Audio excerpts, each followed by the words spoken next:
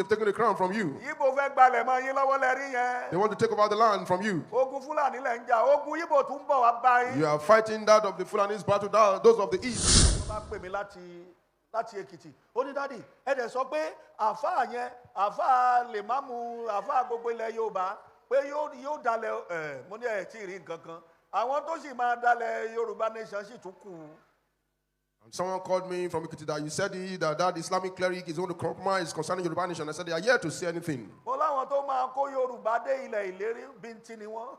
Those that will take Yoruba to the promised land, they are few in number. Ìbá àṣírí ló wà lọ́wọ́ báyìí. This is the secret. Baba Akintoye. Our father Akintoye. Ẹ kú iṣẹ́ Olúwa. Well done, sir. Ìgbòho fúnra ẹ̀. Igboho. Ẹ kú iṣẹ́ Olúwa. Well done. Ẹ kú iṣẹ́ Olúwa. Well done. Ẹ má trust bàbá tó wà ní Ogun State yìí o. Don't trust that father in Ogun State. Ẹ má jọ fomi, ẹ má jọ fi kinní kan kóyin lọ́bẹ̀ jẹ o. Don't let them try to deceive you. Ẹ má gba anybody gbọ́. Don't believe anyone. Ẹ̀rí báwọn Afẹ́nifẹ́re ṣe bí two-way sadactor. Look at the way the Afẹ́nifẹ́re group are behaving. Tẹ́ ẹ bá ṣọ́ra system. Kí gbogbo ẹ̀yin olólùfẹ́ apàdà sórí ìkànnì Yorùbá Space TV níbi tá a ti máa ń mọ àwọn ètò àti ìròyìn wá fún yín lólókò òjò kan gbogbo tó ń ṣẹlẹ̀ káàkiri Nàìjíríà pàápàá nílẹ̀ Yorùbá ti wá. Ẹ wo tó bá jẹ́ ìgbà àkọ́kọ́ tí yín rè lórí ìkànnì yìí ẹ bá wa subscribe ẹ sì má gbàgbé láti tẹ bọ́tìn kékeré tó dàbí aago yẹn tí yóò máa ta yín lóko nínú ìgbà tá a bá ti mú fídíò tuntun wá síta. Ẹ wo èyí tá a tún fún yín lónìí àrà ọ̀tọ̀ ni ó yá ẹ wá lọ bó ṣe ń lọ ẹnì ìṣó níbẹ̀. For me, ẹ má fi ṣeré rárá o. please don't play with it. Don't joke with it. Mo rí ìlú Àbújá. I'm made to see Abuja. Àwọn èèyàn ń sá káàkiri. People were running helter-skelter. Àwọn èèyàn ń sá káàkiri. People were running helter-skelter. Òkú pọ̀. A lot of dead bodies. Olúwa pa mí dà. God, please transform every evil. Sọ mi dire o. Turn evil to goodness for me. Praise the Lord. Hallelujah. Nígbà tí mò ń gbàdúrà sí ilẹ̀ Yorùbá. When I was praying concerning Yoruba land, gbogbo ẹ̀yin gómìnà ilẹ̀ Yorùbá tí ẹ ò fẹ́ gbọ́ràn yẹn ẹ lọ stop kí àwọn Fúlàní máa kó ẹran káàkiri inú igbó ẹ lọ pàláṣẹ fún wọn láti ìsìn ohun Olúwa ni o kí Fúlàní máa kó ẹran káàkiri ní títì nínú igbó ẹ lọ stop wọn tí ẹ bá stop wọn àwọn àṣírí kan máa tú èkejì dẹ̀ ni wípé ẹ máa lè ṣẹ́gun wọn. and when I was praying concerning Yoruba land, the Lord told me that all governors in the western part of the country should stop the Fulanis from moving their cows from one place to the other. Ṣẹ́rí tí ẹ ò bá stop wọn. If you don't stop them, wọ́n máa pa àwọn ọba méjì kan láìpẹ́ yìí. they will kill 2 kings very soon. Wọ́n dẹ̀ ti ń plan yẹn. They're already planning it. Nípa màálù náà máa fi pa àwọn ọba méjì. Concerning their cows that they are moving from one place to the other, that will use that to kill 2 kings. A tún ti ń sọ fún yín báyìí o. We are telling you now, bó bá wù yẹn gbọ́. if you like, you should listen and obey. Torí ẹ̀yin gómìnà ilẹ̀ Yorùbá ẹ̀ ń listen sí ohùn Ọlọ́run. Because you governors in Yoruba land, you don't listen to the voice of God. Eléyìí ó dẹ̀ máa ba orúkọ yín jẹ́ gan. And this one, débi wípé mo rí wípé ayé yín kò fẹ́ wá nítumọ̀. this one will tarnish your image, to tarnish your name, and your life will be meaningless. Praise the Lord. Hallelujah. Amúmirí gangan. I'm made to see something. Mo rí pé àwọn áńgẹ́lì gbé mi lọ sílùú Àbújá. I can see that the angels, they took me to Abuja. Mo rí pé afẹ́fẹ́ ń gbé àwọn tó wà ní ilé ìgbìmọ̀ aṣòfin afẹ́fẹ́ ó ń fẹ́ wọn dànù. And I can see that the wind was blowing away those that were in the National Assembly. And I was asking God, Ọlọ́run kí ni àdúrà tá a gbà sílẹ̀? God, what's the prayer we're going to pray concerning this? Olúwa ní sọ fún yín pé ẹ ò ládùúrà pé àdúrà yìí ò lè gbà níwájú mi. And the Lord said, there is no prayer that your prayers cannot be answered before God. Ọlọ́run sọ fún mi wípé ìbínú òun Ọlọ́run dé sí yín ni. And God told me that his anger has come upon those in the National Assembly. Ìyẹn tún kọjá lọ bẹ́ẹ̀. That one passed by. Amúmiri pé Ọlọ́run ń bínú gan. I made to see that God is angry seriously. Ọlọ́run ń bínú gan. God is seriously angry. Ó sì lè mú kí ìbínú yìí kó kọ́ọ̀sì ọ̀pọ̀lọpọ̀ ìṣẹ̀lẹ̀. This anger Tí ò can lè yí ẹ̀yin result ìjọba yìí. into a lot of chaos that you government cannot Ìṣẹ̀lẹ̀. understand. A lot of chaos, a lot Tí ò of lè yí business ẹ̀yin ìjọba yìí. that this government will not understand. Amúmiri pé ọ̀pọ̀lọpọ̀ yín wọ agbádá nígbà tó yá kò sí agbádá lára yín, ìwòwò lọ̀pọ̀lọpọ̀ yín wà. I'm made to see that many of you were dressed up, but later you were all naked. Ìṣẹ̀lẹ̀. Incidents. Incidents. Olúwa ní ìbínú òun ni. The Lord said, this is his anger. Ìbínú òun ni. This is his anger. Praise the Lord. Hallelujah. A gbàdúrà gbogbo ayé ni kó gbàdúrà We are going to pray. The whole world should pray this prayer. Mo rí pé àwọn orílẹ̀-èdè kan bíi méjì. I'm made to see that about 2 nations, 2 countries. But bí mo ṣe rí àwọn orílẹ̀-èdè yẹn is like Arab. The way the 2 countries were showed to me, it was like the Arabian countries. Amúmiri wọn àwọn orílẹ̀-èdè méjì. These 2 countries, Kí wọ́n máa wá face America. they are going to face America. Eléyìí máa le gan.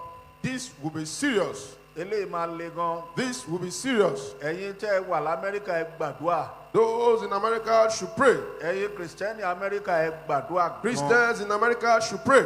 Ẹ gbàdúrà sí eléyìí. Pray concerning this. Ẹ gbàdúrà sí eléyìí. Pray concerning this. Ẹ gbàdúrà sí eléyìí. Pray concerning this. A tún ti ń sọ fún yín o. We are telling you now. Praise the Lord. Hallelujah. Ẹ ké hallelujah. Hallelujah.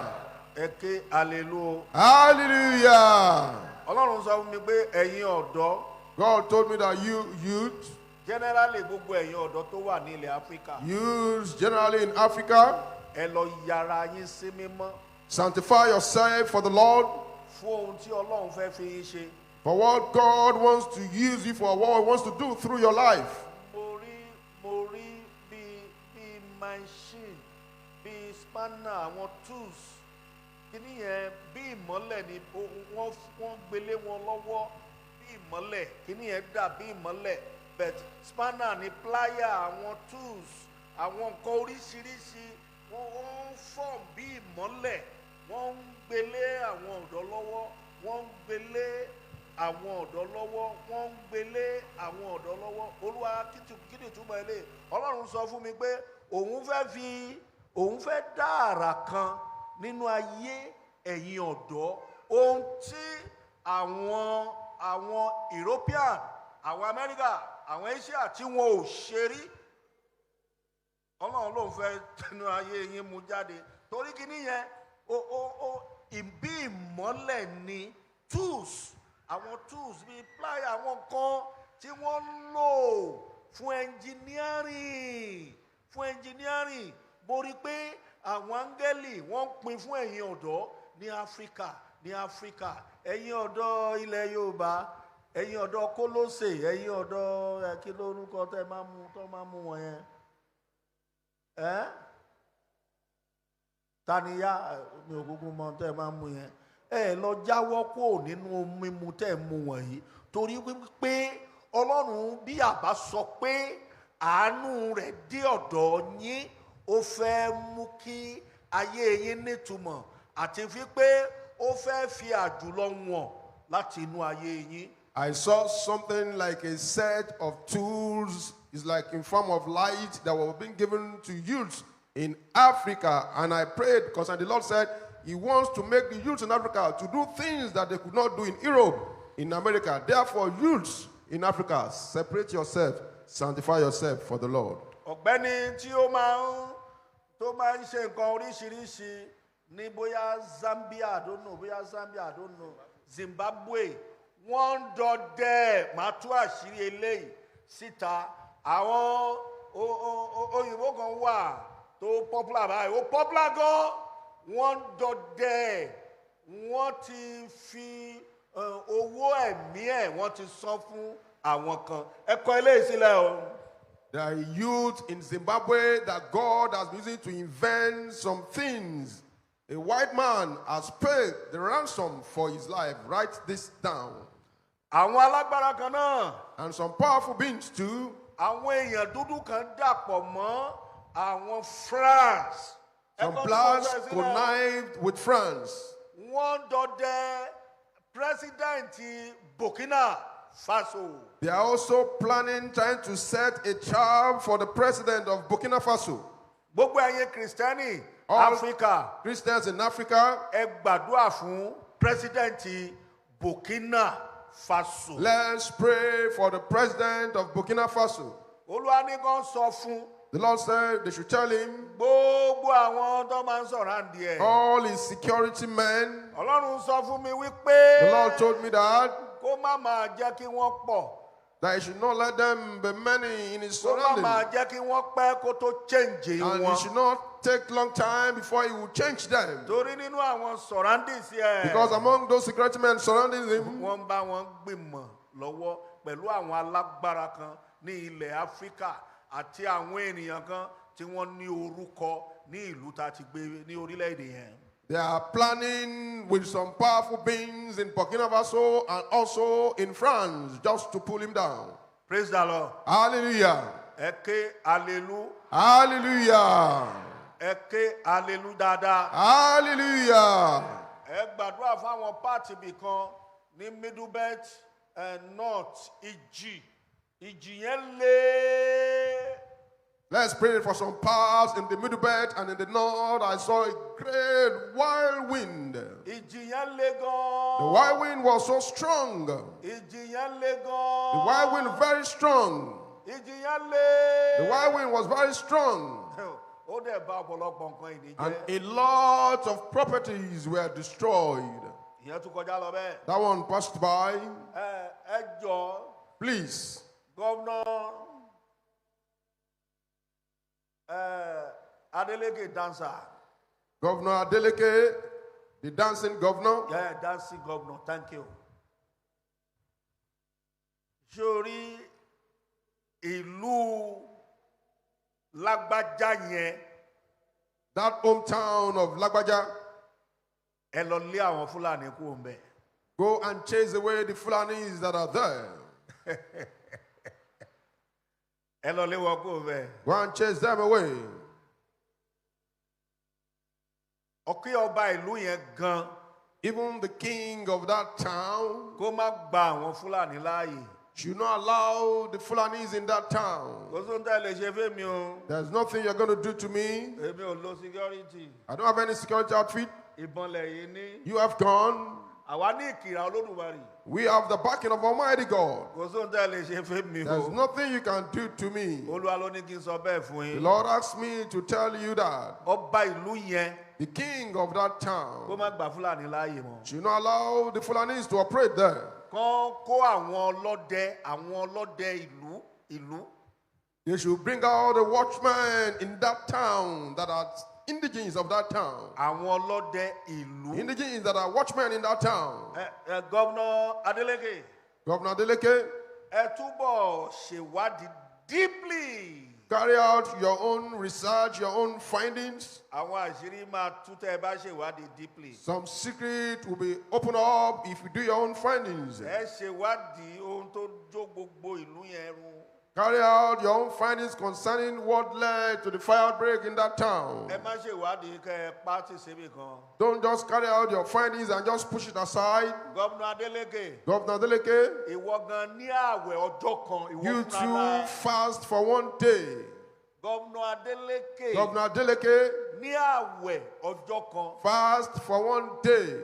Kàn gbàdúrà pé Just pray that Ọlọ́run tó bá ìmọ̀ Àìtófẹ́lì. that God that nullified the counsel of Ahithophel. Olúwa ní kó gbàdúrà yìí. The Lord asks you to pray this prayer. Bá ìmọ̀ àwọn alágbára jẹ́ àwọn alágbára ipá àwọn principality àwọn partial Principalities and partial. Principalities and partial. Praise the Lord. Hallelujah.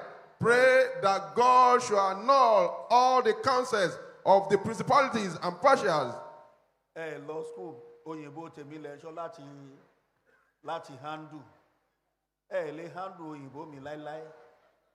Yóò gbé gbági, yóò gbé dákun, má jẹ́ kó dúró tì mí. Mo rí tẹ́nìkan mi rí mẹ́, Ọlọ́run mú. Ó wá kò rí. Praise the Lord. Hallelujah.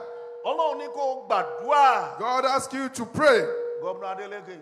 Governor Adeleke. Personally, má lọ gbówó fáwọn wòlíì. Don't give money to any prophet or anyone or Islamic cleric to pray for you. Gbàdúrà yẹn. Pray by yourself. Fast and pray for one day. Dédé aago má pè mí o, tó bá pè mí èpè ni o, èpè má dá padà o.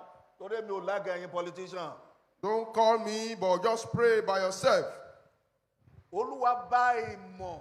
Lord, destroy and all the counsel Àwọn balógun pàṣẹ orílẹ̀-èdè of jẹ́ the lórí mi. principalities and partials of this nation concerning my life. Sórí tó bá ti lè gbà á. If you can pray that prayer, Wàrà mi. you will see the sign. Gbogbo ohun tó ń bá gbé lórí ẹ. Any steps they will take concerning your life, Á dasán. it will become null and void. Praise the Lord. Hallelujah. Ìwọ náà wo ohun tó ń gbé lórí Natasha. Look at all they are doing concerning Natasha. Ó dasán. It has become null and void. Praise the Lord. Hallelujah. Natasha Nathaniel. Nathaniel.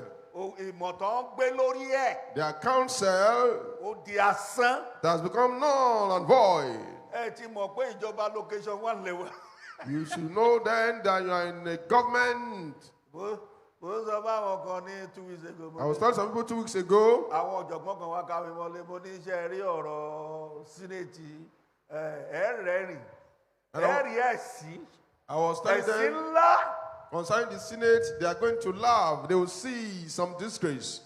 Ẹni tá a jọ sọ̀rọ̀ ẹ̀ 2 weeks ago ló bá wá sílé mi lálẹ́ àná And the person that we discussed 2 weeks ago came to my house last night. aago mọ́kànlá lù kó tó lọlé. It was up to like 11 p.m. before he left. Ó ní bàbá báyìí máa ṣẹlẹ̀. He said, so and so is happening. Àṣírí ohun tó ṣẹlẹ̀ rèé. This is the secret of what happened. Mo ní ẹ tún wo àwọn fíìmù tí ṣe rí gbogbo àwọn bàbá àṣùwé fíìmù yẹn kéré. And I told him, you are still going to watch some serious films. Ó ń sọ fún máa yẹn lánàá. I was telling that man yesterday. Ó ní àṣírí tí ìráwọ̀ olórí tó dáa. And I told him, you are yet to have good leaders. Àwọn olórí Fáráò, àwọn ìjọba Fáráò lẹ́ní. He is the government of Pharaoh that we have presently. Ìjọba tí ń parọ́ lójúkorojú.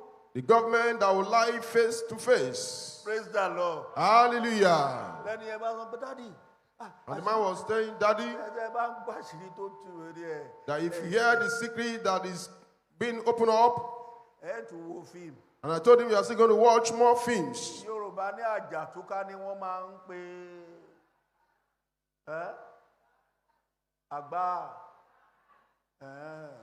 ẹ má bínú. Praise the Lord. Hallelujah. Ẹ ké hallelujah. Hallelujah. Mo mọ̀ pé wọ́n fẹ́ gbé fíìmù news yẹn pamọ́ fẹ́yìn ènìyàn lórílẹ̀‐èdè. I know they want to hide that news from you people in this nation. Ọmọbìnrin gidi ni. That woman, she's a good one. Ẹ ti mọ̀ pé àwọn ẹni bí leaders lẹ́ni. That we have evil leaders in this nation. Òsì kan tán lè ṣe bẹ́ẹ̀ mi o.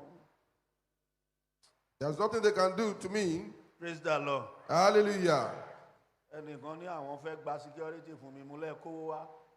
Some people said they want to get some security men for me. I said, bring the money. Mo ní dáàdì mọ́mí ẹ kówó wá. And I told them to bring the money. Ebi ń pa àwọn èèyàn. That people are hungry. Ekú kan lèèyàn máa kú kó tó máa fi kú láyé. That is a particular death that will kill some for the person who leave this world. Iṣẹ́ olówó àwa ò bẹ̀rù. We are not afraid in this work. Ẹ̀gbọ́n mi lọ fẹjọ́ mi sùn àwọn bàbá wa kan pé ẹ bá ọmọ yìí sọ. Èní ni mo fẹ́ wọ̀n ẹ̀ ìgbà tí yà ń jẹ mí sórí mi ni. One of my senior siblings reported me to one of our fathers. I want to warn him today that when I was suffering, were you there? When I was inside the forest, from one forest to the other, did you see me then? You are not the one that sent me on errand. Stop reporting me to anyone. The person that has sent me is alive. With how far the Lord has helped us, we cannot be afraid of anyone. I'm not the one that own myself. He that kills me does not sleep nor slumber. So, nítorí ìdí èyí, be filled with prayer. And me, no evil will befall us. Your home, the gun of Nigeria. And me will not get anyone in your family, in our families, in the mighty name of Jesus. I'm even begging God that, Lord, it is those that has been doing evil in this nation, let them die with their evil. Look at it now. President, Oko palliative for governor, palliative. Your president gave palliatives to the governors. President go palliative for governor. President gave palliatives to the governors. Our southeast, one southwest. Southeast divided their own. Southwest, they did not share it.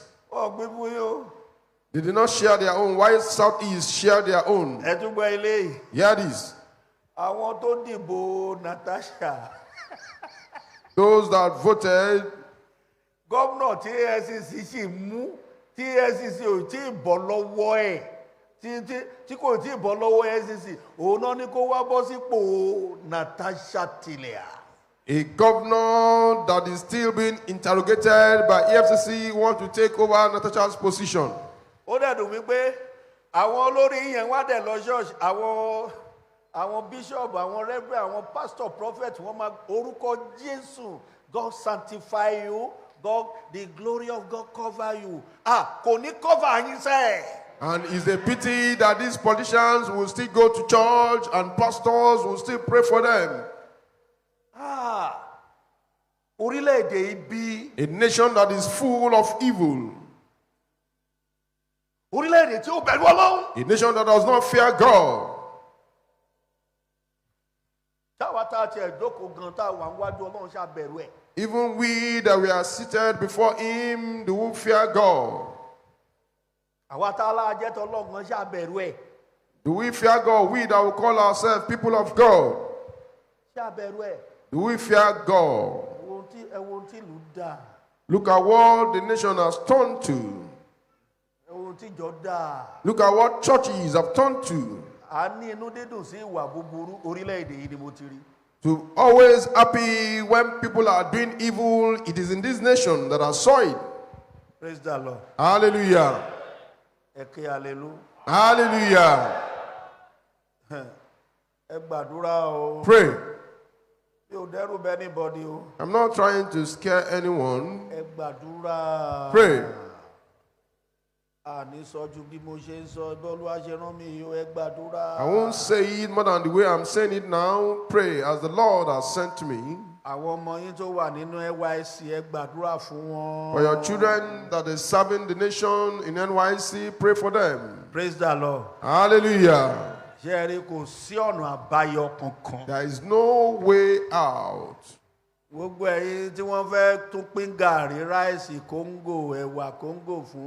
Ní 2027 tẹ́ ẹ bá gbà ẹ máa kú ni.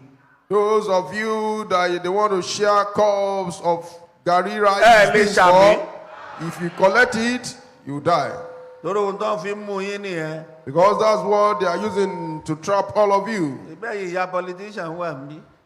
You mothers that are into politics are here. Wọ́n máa ṣe bẹ́yìn ni.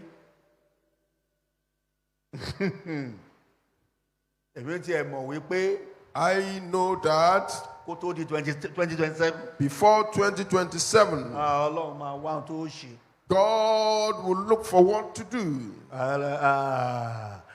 Kò sólórí lólórí. We don't have leaders in this nation.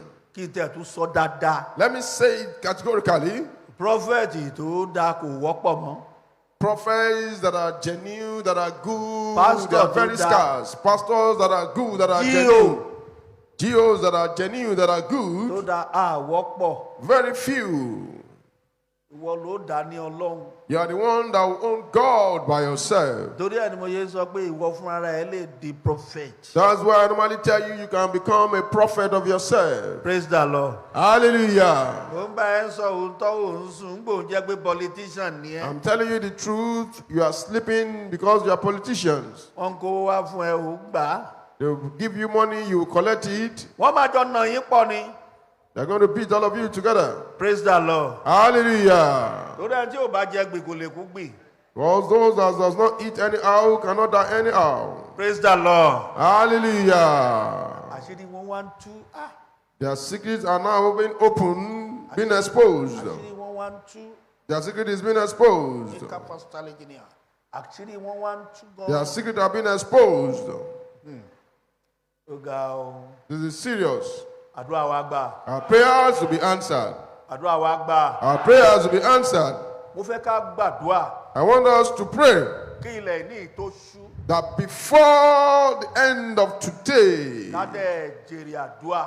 that we will reap the reward of the prayers that we've prayed here this morning. Mo fẹ́ ká jọ fìṣọ̀kan gbàdúrà ká I lè sí ẹ̀. want us to pray with unity of purpose and we will see the result. Kí ọjọ́ tó wá sáyé lénìí kó tó kọjá lọ. Before today will come to an end, Ẹ porúkọ Jésù. call the name of Jesus. Àánú máa bọ̀. Mercy come. Wá ṣiṣẹ́ ìyanu ńlá Come and do the work of great miracle nínú ayé mi. in my life. Ọlọ́run àánú o. God of mercy, Ṣiṣẹ́ ìyanu ńlá. do the work of great miracle. Iṣẹ́ ìyanu tí mi ò tiẹ̀ expect. Miracle that I least expected. Iṣẹ́ ìyanu tí mi ò nírètí rẹ̀. Miracle that I least expected. Ọlọ́run àánú o. God of mercy, Wá ṣiṣẹ́ ìyanu ńlá come láyé and mi. do the work of miracle Ó in my yá life. ẹ gbàdúrà bẹ́ẹ̀.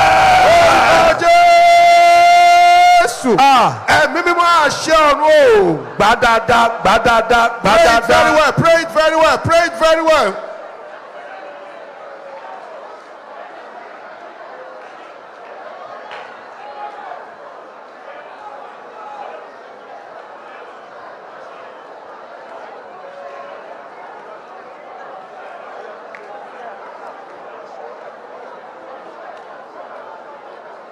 Iṣẹ́ ìyanu má ní gbàgbé. Ọlọ́run àánú.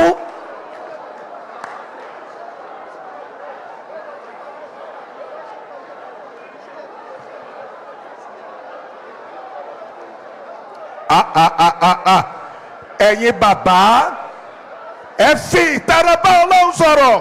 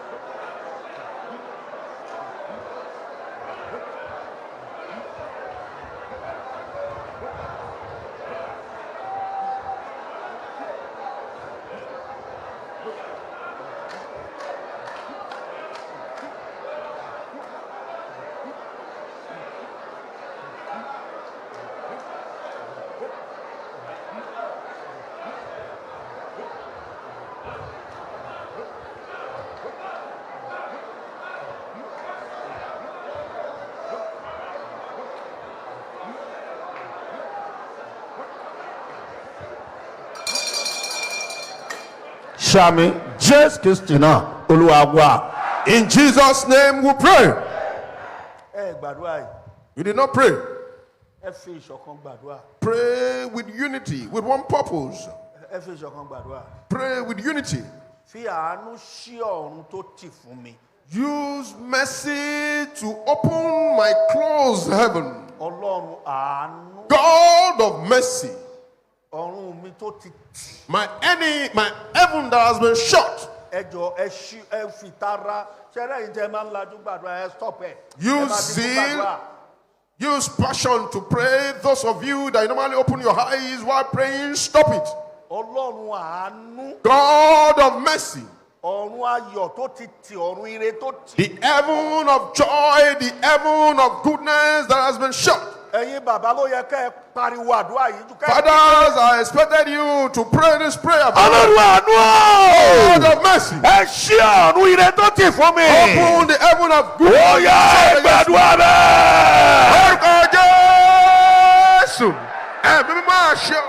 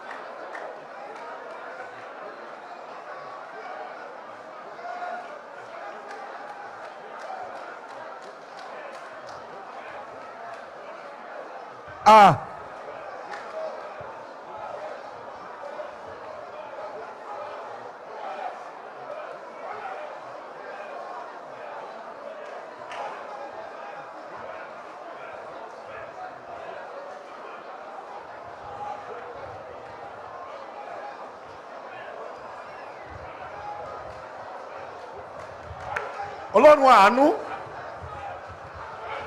Ọ̀run ire tó tì.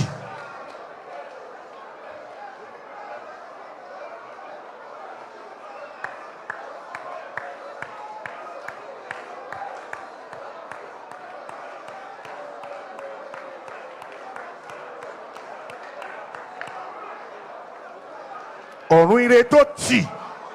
Ọlọ́run àánú máa ṣí.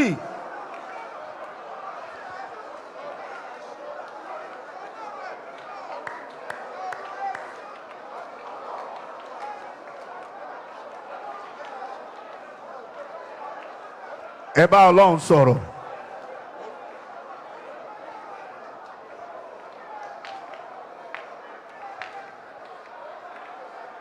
Ọ̀run àánú tó tì. Ọlọ́run àánú ṣe fún mi.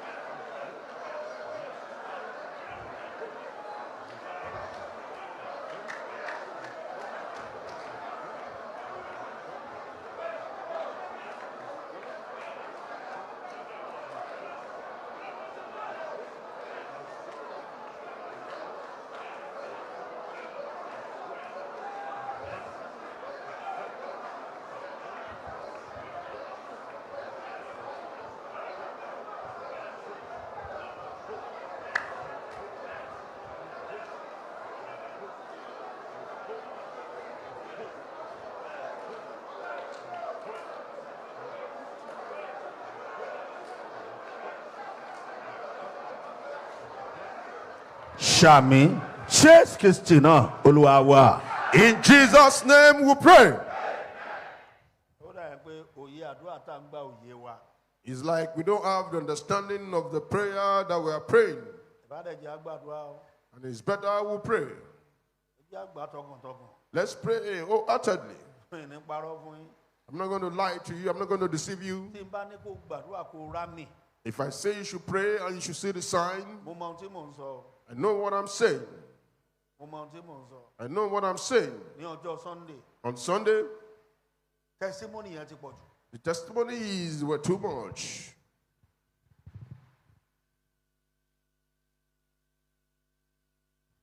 ẹ gbàdúrà. Pray.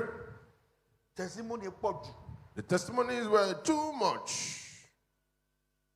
bàbá tó ra ọ́gánì fún wa tó ra instrument. The father that bought this organ for us, ó fún mi ní testimony kan láti Miami, ẹ̀rù bà mí. he gave me a testimony from Miami and I was scared. mo sì máa ń sọ fún. I normally tell him, lórí àwọn ẹ̀gbọ́n ẹ̀ tó jájẹ yẹn wọ́n ti wà lábẹ́ ẹsẹ̀. I say, those your senior siblings that are witches, they are under your feet. kò sóhun tí ó ṣẹlẹ̀. There's nothing that is going to happen. abẹ́ ẹsẹ̀ ni wọ́n wà. They are under your feet already. ìròyìn ayọ̀ ló kù ẹ́ kù báyìí. It is good news that you'll be getting from now. ìròyìn ayọ̀ máa ṣẹlẹ̀ sí wọn náà. Amen. Good news will happen to you. àwọn ọkùnrin tí mo náwó sí wọn ò ṣàmì ìwọ mú dáadáa ìròyìn ayọ̀ máa ṣẹlẹ̀ sí. Amen. Good news will happen to you. ṣé ládùúgbò tá à ń gbà yìí. You see this prayer that we are praying? ẹjẹ́ àgbà tọkàn. Let's pray it wholeheartedly. mú èrò kérò. Remove any thought. mú èrò kérò. Remove any thought that can hinder your prayer. bọ̀dá kan wà ń bẹ́ẹ̀. There's a brother over there. ogun ọ̀run ló wá físítì ẹ lẹ́ẹ̀kan. It is host of heaven that came to visit you the other time. àwọn nǹkan tó ní kó o lè fi rìn kó o lè kó o rìn lọ sógun state, from Ogun State to Oyo State, from Oyo State Kogi State, from Kogi State Osun State, láti Ọ̀ṣun Èkìtì State to Ondo State to Edo State. ó láwọn ogun ọ̀run yẹn wá bá ẹ fún lẹ́ẹ̀kan bẹ́ẹ̀. wọ́n ń ṣe àwọn nǹkan yẹn kúrò ó sì kù. múra dáadáa mo sọ fún ẹ Sunday àbí mi ò sọ fún ẹ bẹ́ẹ̀. àwọn ogun ọ̀run yẹn ló wá bá ẹ bẹ́ẹ̀ yẹn lẹ́ẹ̀kan. The things that have deposited in your life that will make you to be wandering about from one state to the other, the host of heaven visited you and they've removed some of it, some are still left. If you know what you are doing very well, if you did not come here because of anyone and stop talking with anyone, face your own business, face your own life. Stop discussing other people's matters. The topic is not gbé káàkiri. Ọ̀pábíò, Natasha, Ọ̀pábíò. Praise the Lord. Hallelujah. Ẹ jẹ́ á gbà dáadáa. Let's pray it very well. Ẹ ṣí ọkàn yín payá. Open up your heart. Tí n bá tẹnu mọ́ nǹkan kan fún ẹ. If I'm emphasizing, repeating something for you, Iṣẹ́ tọ́lọ́run ti parí ni mo sọ fún ẹ. Yorùbá ní ìsìn. Àwọn China ti ń kọrin ní Yorùbá. India ń kọrin. Àwọn Arab wọ́n ń kọrin ní Yorùbá. Àwọn lot of a country. Mo ń sọ fún yín. Ẹ̀yin tẹ́ ẹ jọ mọ Yorùbá. Náà ní ohun tọ́lọ́run sọ yín dà. many countries now sing with Yoruba dialect, but we are original Yoruba citizens. We don't appreciate what God has done for us. Ẹ wo àwọn ọba ilẹ̀ Yorùbá. Look at the kings in Yoruba land now. Ọba kan tí ẹ sọ̀sọ̀kúsọ sí yẹyẹ. One king spoke anyhow to King Yeye. Olúwa ní ṣòro tó máa gbẹ̀yìn ẹ̀. And the Lord said, look at what is going to be the hand of that king. Pé gbogbo àgbáyé ló máa gbọ́ ẹ̀sìn ńlá dẹ̀ ni. That the whole world will hear about his disgrace. Wọ́n ti ṣe ọbẹ̀ ẹ̀sìn yẹn, ó ti jiná, wọ́n ti bù ú.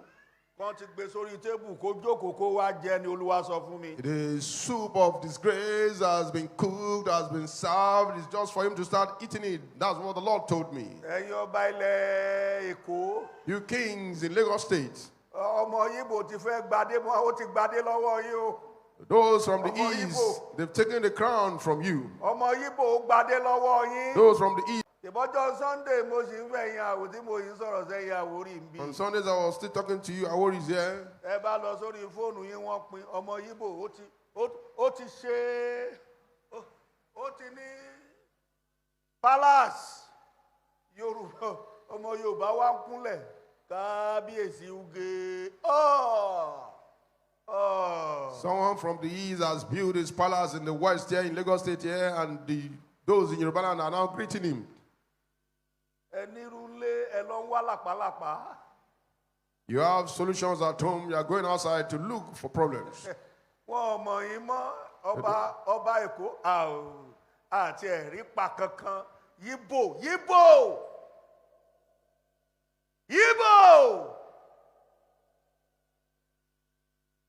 Wọ́n ní pílánù kankan pé ohun tẹ́ ẹ níyàn kó di tí wọ́n dẹ̀ value ẹ̀ wọ́n ní value ẹ̀. Wọ́n lè pọmọ yíbò lè pọmọ kó ṣoògùn owó tó máa fi gba gbogbo property mọ̀lẹ́bí. Ẹ̀yin ọba ilẹ̀ Yorùbá ẹ lọ ronú. Kings in Yoruba land, go and have a rethink. Ẹ̀yin ọba ilẹ̀ Yorùbá ẹ lọ ronú. Go and have a rethink. Ẹ yé talẹ̀ fún Fúlàní mọ́. Stop selling lands to the Fulanis. Praise the Lord. Hallelujah. Ẹnìkan bá pè mí láti Èkìtì. Ó ní dádì, ẹ dẹ̀ sọ pé àfáà yẹn, àfáà lèmámù, àfáà gbogbo ilẹ̀ Yorùbá pé yóò dalẹ̀ mo ní ẹ̀ tí ì rí nǹkan kan. Àwọn tó sì máa dalẹ̀ Yorùbá nation sì tún kù. And someone called me from Ekiti that you said that Islamic cleric is going to compromise concerning Yoruba nation. I said they are yet to say anything. Mo láwọn tó máa kó Yorùbá dé ilẹ̀ ìlérí bíntín ni wọ́n. Those that will take Yoruba to the promised land, they are few in numbers. Ẹni yẹn pè mí pé dádì, mo ní mi ò fẹ́ sọ̀rọ̀ mi ìfẹ́ máa sọ̀rọ̀ mọ́ ni. He called me and I told him I don't want to be talking anymore. Tí n bá sọ gbogbo tí Olúwa rán mi. If I'm telling you all the Lord sent me, Orílẹ̀-èdè yìí á dàrú. His nation will be in turmoil. Mo kàn fọgbọ́n sí mo fi clauses. I'm only applying wisdom. Mo fi Kólósè sí Kólósè. I'm just trying to apply wisdom. I'm paraphrasing it. Wọ́n má lọ máa lé àwọn ọmọ mi kiri. So that they will not be going after my children. Ìbá àṣírí ló wà lọ́wọ́ báyìí. This is the secret. Bàbá Akintoye. Our father Akintoye. Ẹ kú iṣẹ́ Olúwa.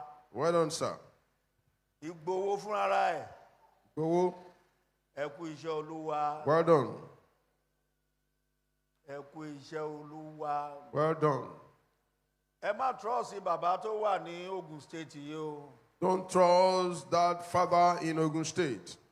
Ẹ má jẹ́ fomi, ẹ má jẹ́ fi kinní kan kó yín lọ́bẹ̀ jẹ o. Don't let him try to deceive you. Ẹ má gba anybody gbọ́. Don't believe anyone. Ẹ̀rí báwọn Afẹ́nifẹ́re ṣe bí two-way adactor. Look at the ways the Afenifere group are behaving. Tẹ́ ẹ bá ṣọ́ra system kan lọ lọ́wọ́ wọ́n fẹ́ fi ìkan ọmọ ẹnìkan nínú Afẹ́nifẹ́re ṣe gómìnà láwọn state kan. Ẹ má gbẹ́kẹ̀lé wọn. Don't trust the Afeniferes. They want to use one of their children to become a governor in one of the states. Don't trust them. Ìwà arákùnrin tí àwọn Fúlàní jí gbé yẹn tó jẹ́ olórí YouTube Afẹ́nifẹ́re òun sọ̀sọ̀kúsọ wọn ò ní tó ẹgbẹ́ padà o. You, that youth of Afenifere that was probably they got you recently and you were released, you are saying gibberish. Hope they were not going to get you again. Torí àwọn ogun Ọlọ́run tí Ọlọ́run rán wá sílẹ̀ Yorùbá very danger. Because the host of heaven that God sent to Yoruba land, they are very dangerous. Ó wà danger. They are very dangerous. Torí ojú Ọlọ́run ẹ̀yìn lọ́lọ́run kọ sí Yorùbá tẹ́lẹ̀ ó ti kọjú báyìí ó ti ń kọjú ṣé ẹ rí bó ṣe ń kọ ẹ̀yìn yẹn bó ṣe àwọn tó ti kọ ẹ̀yìn sí yẹn wọ́n ń parẹ́ lọ lórílẹ̀ ayé wọ́n ń parẹ́ lọ lórílẹ̀ ayé wọ́n ń parẹ́ lọ lórílẹ̀ ayé bó ṣe ń kọjú bọ̀ yẹn ó ti rí àwọn èèyàn tiẹ̀ tó ti ń kọjú sí báyìí. God is now facing the Yoruba land while he's backing some other people, and he's backing them, they have been destroyed. Tó bá wá kọjú yẹn tó bá pátá. And when he faced the Yoruba land completely, America ṣì ń bọ̀ wá júbà. America is coming to pay homage. Kí Jésù tó dé. before the coming of our Lord Jesus àwọn Christ. Asia àwọn European bọ̀ wá The Asians, the Europeans, they are coming to pay homage. torí ohun tí ẹ ò rí rí Because what you've not seen before, ohun tí ojú ò rí rí what eyes have not seen before. Bíbélì wa sọ bẹ́ẹ̀ The Bible said it. ó ní tí etí kò gbọ́ rí What the ears have not heard of tí before. ẹnu ò sọ rí What have not been spoken of the mouth before. ògo yẹn fẹ́ fara wọn That glory will manifest ní ilẹ̀ Júdà Yorùbá like the land of Judah in Yoruba land. ẹ jẹ́ á gbàdúrà Let us pray. lórúkọ Jésù yóò ṣojú ẹ. Amen. In the name of Jesus, it will be in your own lifetime. ẹ gbàdúrà yìí pẹ̀lú Pray this ìṣọ̀kan. prayer with unity of purpose. Ọlọ́run jọ̀wọ́ God, please sí gbogbo ohun tó fi ń jẹ́ Ọlọ́run àánú use all that they used to call you God of mercy sọ̀rọ̀ àánú kí ọ̀run mi ṣí pátápátá. to speak the words of mercy and let my open be open completely. Gbogbo ilẹ̀kùn ìṣelógo tí wọ́n ti tì All the door of glory that has been shut, sọ̀rọ̀ kílẹ̀kùn yẹn ṣí pátápátá. Lord, speak and let those doors be opened. Ó yá ẹ gbàdúrà bẹ́ẹ̀.